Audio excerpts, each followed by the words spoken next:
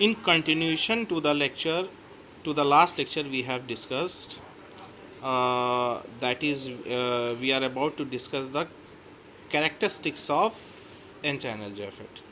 तो कितनी टाइप की कैरेक्टरिस्टिक्स हम लोगों को पढ़नी है? दो टाइप के मैंने बताया था, एक V characteristic N channel JFET में पढ़नी है और दूसरी ट्रांसफ़र कैरेक्टरिस्टिक पढ़नी है। तो पहली वी कैरेक्टरिस्टिक के बारे में जैसा कि मैं बताया था उसी को कंटिन्यू करते हुए आगे चलता हूँ। वी कैरेक्टरिस्टिक का मतलब है वोल्टेज और करंट के बीच की कैरेक्टरिस्टिक। कैसी कैरेक्टरिस्टिक? VDS और ID के बीच का ग्राफ होता है ड्रेन वी कैरेक्टरिस्टिक। कैसा वोल्टेज है ये? VDS क्या है? आउटपुट वोल्टेज और आउटपुट करंट। ठीक है भाई, मॉस जेफेट में आउटपुट का मतलब क्या है? आउटपुट करंट क्या? ड्रेन करंट है। आउटपुट वोल्टेज क्या है? ड्रेन और सोर्स के बीच का वोल्टेज है।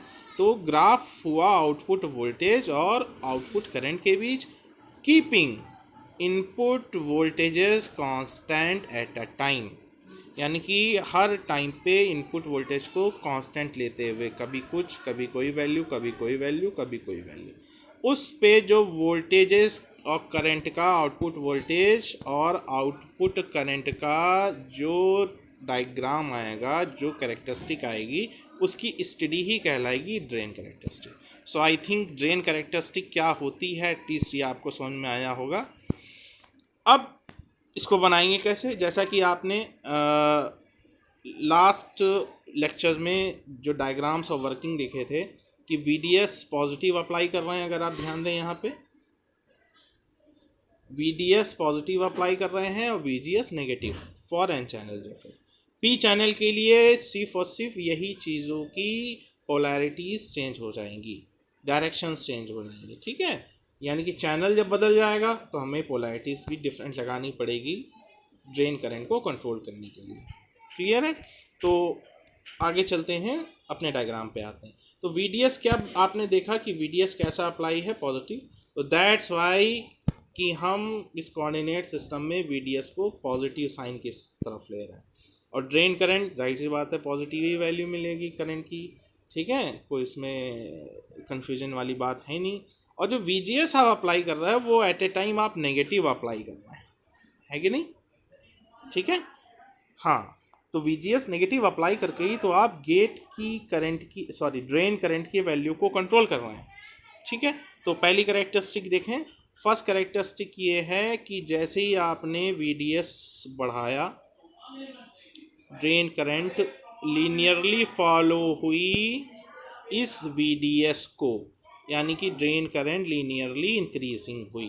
तो ये कहलाया आपका ओमिक रीजन, यानी कि वोल्टेज और करंट लीनियरली फॉलो कर रहे हैं। ठीक है, उस टाइम पे आपने VGS कुछ नहीं दिया था। जो फर्स्ट डायग्राम आपने लास्ट पढ़ा है, लास्ट लेक्चर में, VGS आपने कुछ नहीं दिया है, ज़ीरो वोल्टेज है। तो आराम से ये ड्रेन करंट इंक्रीज हुई और एक ऐसा टाइम आया कि मैक्सिमम करंट अचीव हुई। यही कंडीशन आपकी क्या कहलाती थी? जहाँ पे मैक्सिमम करंट अचीव हो जाए, उससे ज़्यादा करंट ना इंक्रीज हो, वही वैल्यू कहलाती थी पिंच ऑफ वोल्टेज, है ना? That is your pinch of voltage, this one. ठीक है, तो लीनियरली करंट फॉलो हुई इस VDS को, क्लियर है? और फिर एक टाइम के बाद मैक्सिमम करंट ऑलमोस्ट कांस्टेंट हो गई। ठीक है, और ये ब्रेक डाउन रीजन एक टाइम के बाद ब्रेक डाउन हो जाएगा। जब हम इतनी ज़्यादा VDS की वैल्यू बढ़ा देंगे कि वो चैनल उसको बियर ही ना कर पाए, तो that condition is your breakdown condition. ठीक है, तो VDS और ID के बीच का ग्राफ क्या है कि जब आप सिर्फ VGS is equal to zero वाली लाइन की बात कर रहे हैं, यानी कि जब आपने VDS इंक्रीज़ किया जैसे जैसे, तो ये ड्रेन करंट इंक्रीज़ हुई। ठीक है, एक ऐसा टाइम आएगा ये pinch of voltage, pinch of condition. ठीक है, पिंच ऑफ कंडीशन आएगी जब मैक्सिमम करंट अचीव हो जाएगी, तो करंट ऑलमोस्ट कांस्टेंट हो गई और ये ब्रेक डाउन। ठीक, अब सेकेंड वाली, इस वाले पे आइए, ये जो सामने ये जो सेकेंड लाइन बनी हुई है, सेकेंड डायग्राम। अब VGS आपने नेगेटिव करना धीरे धीरे बढ़ाया। VGS जब आप नेगेटिव करना बढ़ाएंगे तो धीरे करंट पहले के कंपैरिजन में कम लीनियरली फॉलो होगी, और एक टाइम के बाद इससे कम ही करंट आपकी होगी। क्यों? क्योंकि चैनल आपका क्या हो गया है, चैनल नैरो हो गया है due to the formation of depletion region. ठीक है, फिर नेक्स्ट आइए, जब वीजेस आपने और नेगेटिव किया तो ये करंट की वैल्यू, ये करंट ही की तो वैल्यूज़ हैं, अगर देखिए आई डी ही तो है, तो आई डी ये देखिए 10 से ऑलमोस्ट 8 के भी नीचे आ गई, फिर ये इस लाइन पे देखिए 6 से भी नीचे आ गई। ठीक है, तो और कम हो गई ड्रेन करंट की वैल्यू। और जब और आप नेगेटिव वोल्टेज -3 वोल्ट या और इससे नीचे लाते गए तो ये ड्रेन करंट की वैल्यू, चैनल और नैरो होता गया और कम होती गई। एक कंडीशन ऐसी आएगी जब वो चैनल विड्थ ऑलमोस्ट, जब दोनों डिप्लीशन रीजन टच कर जाएंगी, ठीक है, तो ड्रेन करंट की वैल्यू ऑलमोस्ट कह लें 0 आ जाएगा।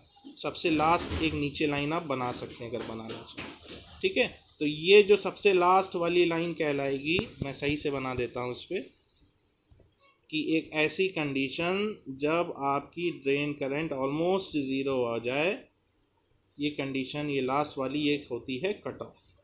क्लियर है?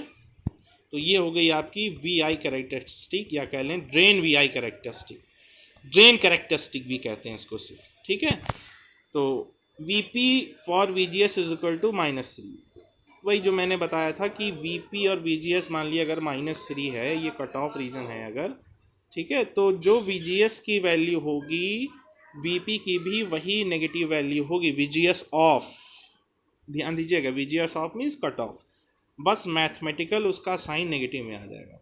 तो V P is equal to V G S off is equal to minus of V P. Clear है?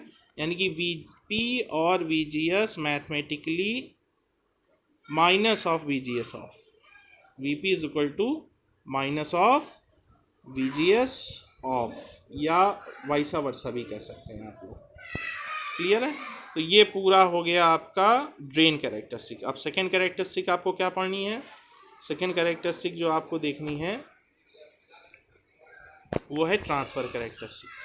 ट्रांसफ़र कैरेक्टरिस्टिक, पहले तो ग्राफ किसके बीच होता है ये आपको देखना है। ट्रांसफ़र कैरेक्टरिस्टिक होता है इनपुट वोल्टेज और आउटपुट करंट के बीच का ग्राफ, इनपुट वोल्टेज और आउटपुट करंट के बीच का ग्राफ। क्लियर है? ये कराएगा आपका ट्रांसफ़र कैरेक्टरिस्टिक। पहले आपने एन चैनल जेफेट की कौन सी कैरेक्टरिस्टिक पढ़ी थी? Drain characteristic. ठीक है, अब कौन सी कैरेक्टरिस्टिक पढ़ने जा रहे हैं? अब हम पढ़ने जा रहे हैं, हाँ जी, ट्रांसफ़र कैरेक्टरिस्टिक। ठीक है, तो ट्रांसफ़र कैरेक्टरिस्टिक किसके बीच का ग्राफ है? Transfer characteristic we G S means input voltage और आउटपुट करंट का बीच का है। इनपुट वोल्टेज क्या है यहाँ पे? We G S, output current क्या है? करंट। और एट ए टाइम हम वी डी एस को कांस्टेंट में लेंगे। ठीक है, वी डी एस हम मान रहे हैं कि अब कांस्टेंट है। क्लियर है? आगे चलते हैं।